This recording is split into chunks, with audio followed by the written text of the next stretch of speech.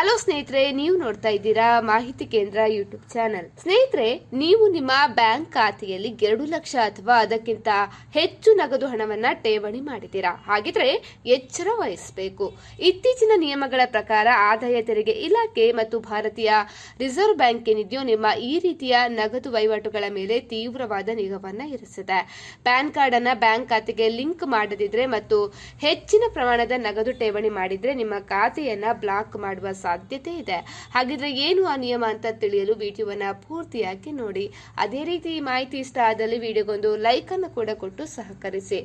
ಹೊಸ ನಿಯಮಗಳ ಪ್ರಕಾರ ಯಾವುದೇ ಬ್ಯಾಂಕ್ ಖಾತೆಯಲ್ಲಿ 2 ಲಕ್ಷಕ್ಕಿಂತ ಹೆಚ್ಚಿನ ನಗದು ಠೇವಣಿ ಮಾಡಿದರೆ ಬ್ಯಾಂಕ್ಗಳು ಈ ಮಾಹಿತಿಯನ್ನ ಆದಾಯ ತೆರಿಗೆ ಇಲಾಖೆಗೆ ಸ್ವಯಂ ಚಾಲಿತವಾಗಿ ವಾರ್ಷಿಕ ಮಾಹಿತಿ ವಿವರಣೆಯನ್ನ ನೀಡುತ್ತದೆ. ಇದಲ್ಲದೆ ಬ್ಯಾಂಕ್ಗಳು ದೊಡ್ಡ ಪ್ರಮಾಣದ ಮತ್ತು ಅನಿರೀಕ್ಷಿತ ಠೇವಣಿಗಳನ್ನ ಸ್ವಯಂ ಚಾಲಿತವಾಗಿ ಗುರುತಿಸಿ ಬ್ಯಾಂಕ್ ಸಿಬ್ಬಂದಿ ಮತ್ತು ಪ್ಯಾನ್ ಆಧಾರ್ ವಿವರಗಳನ್ನು ಪರಿಶೀಲಿಸುತ್ತಾರೆ ಮತ್ತು ಹಣದ ಮೂಲವನ್ನ ಕೂಡ ಅವರು ಖಚಿತಪಡಿಸಿಕೊಳ್ತಾರೆ.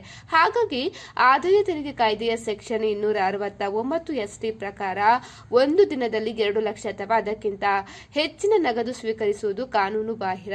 ಒಂದು ವೇಳೆ ನಿಯಮವನ್ನ ಉಲ್ಲಂಘಿಸಿದ್ರೆ ಹಣ ಪಡೆದ ವ್ಯಕ್ತಿಗೆ 100% ದಂಡವನ್ನ ವಿಧಿಸಬಹುದು. ಅಂದ್ರೆ ನೀವು 2 ಲಕ್ಷ ನಗದನ್ನ ಸ್ವೀಕರಿಸಿದ್ರೆ ಹೆಚ್ಚುವರಿಯಾಗಿ 2 ಲಕ್ಷ ದಂಡವನ್ನ ನೀವು ಕಟ್ಟಬೇಕಾಗಿ ಬರಬಹುದು. ಹಾಗಾಗಿ ಖಚಿತವಾದ ದಾಖಲೆಗಳು ಅತಿ ಮುಖ್ಯ. ನಿಮ್ಮ ಠೇವಣಿಗಳ ಮೂಲವನ್ನು ಸ್ಪಷ್ಟಪಡಿಸಲು ಸರಿಯಾದ ದಾಖಲೆಗಳನ್ನು ಹೊಂದಿರುವುದು ಅನಿವಾರ್ಯ. ಉದಾಹರಣೆಗೆ ಸಂಬಳದ ರಿಸಿಪ್ಟ್ ಆಗಿರಲಿ, ವ್ಯಾಪಾರದ ರಶೀದಿ ಆಗಿರಲಿ ಅಥವಾ ಸಾಲದ ದಾಖಲೆಗಳನ್ನು ಸಿದ್ಧವಾಗಿಟ್ಟುಕೊಳ್ಳಿ. ಒಂದು ವೇಳೆ ನಿಮ್ಮ ಠೇವಣಿ ಕಾನೂನುಬದ್ಧವಾಗಿದ್ದರೂ ಸಹ ಅದಕ್ಕೆ ಸರಿಯಾದ ದಾಖಲೆಗಳು ಇಲ್ಲದಿದ್ದರೆ ಆದಾಯ ತೆರಿಗೆ ಇಲಾಖೆಯಿಂದ ನೋಟಿಸ್ ಬರುವ ಸಾಧ್ಯತೆ ಇರುತ್ತದೆ.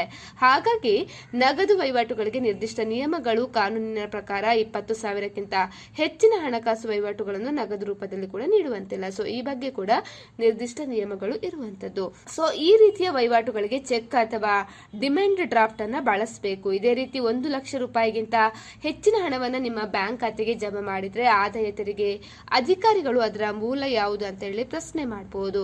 ಈ ಹಣ ನಿಮ್ಮ ಅಧಿಕೃತ ವರಮಾನದ ಭಾಗವೇ ಎಂಬುದನ್ನು ನೀವು ವಿವರಣೆ ಕೂಡ ನೀಡಬೇಕಾಗ್ತದೆ. ಹಾಗಾಗಿ ನಿಮ್ಮ ಆದಾಯ ತೆರಿಗೆ ವಿವರಣೆ ಸರಿಯಾಗಿರಲಿ. ನಿಮ್ಮ ಬ್ಯಾಂಕ್ ಠೇವಣಿಗಳು ನಿಮ್ಮ ವಾರ್ಷಿಕ ಆದಾಯ ತೆರಿಗೆ ರಿಟರ್ನ್ಸ್ ಅಂದ್ರೆ ITR ನಲ್ಲಿ ಘೋಷಣೆ ಮಾಡಿದ ಆದಾಯಕ್ಕೆ ಹೊಂದಿಕೆಯಾಗಿರಬೇಕು. ನಿಮ್ಮ ವರಮಾನ ಮತ್ತೆ ತೆರಿಗೆ ವಿವರಣೆ ಸರಿಯಾಗಿಲ್ಲದಿದ್ರೆ ದೊಡ್ಡ ಮೊತ್ತದ ನಗದು ಠೇವಣಿಗಳು ಆದಾಯ ತೆರಿಗೆ ಇಲಾಖೆಯ ತನಿಖೆಗೆ ಕಾರಣವಾಗಬಹುದು. ಹಾಗಾಗಿ ಅನಗತ್ಯ ತೊಂದರೆಗಳಿಂದ ದೂರವಿರಲು ನಿಮ್ಮ ಪ್ಯಾನ್ ಅನ್ನ ಬ್ಯಾಂಕ್ ಖಾತೆಗೆ ಲಿಂಕ್ ಮಾಡಿ ಇನ್ನು ಎಲ್ಲಾ ವಹಿವಾಟುಗಳಿಗೆ ಸರಿಯಾದ ದಾಖಲೆಗಳನ್ನು ಕೂಡ ಇಟ್ಟುಕೊಳ್ಳಿ. ಸ್ನೇಹಿತರೆ, ನಾವು ಮಾಡಿರುವಂತಹ ವಿಡಿಯೋ ನಿಮಗೆ ಇಷ್ಟ ಆದಲ್ಲಿ ಕೂಡಲೇ ನಮ್ಮ ಚಾನೆಲ್ ಅನ್ನ ಸಬ್ಸ್ಕ್ರೈಬ್ ಮಾಡ್ಕೊಳ್ಳಿ. ಅದೇ ರೀತಿ ಏನೇ ಡೌಟ್ ಇದ್ರೂ ಕೂಡ ಕಮೆಂಟ್ ಮಾಡಿ ಕೇಳಿ.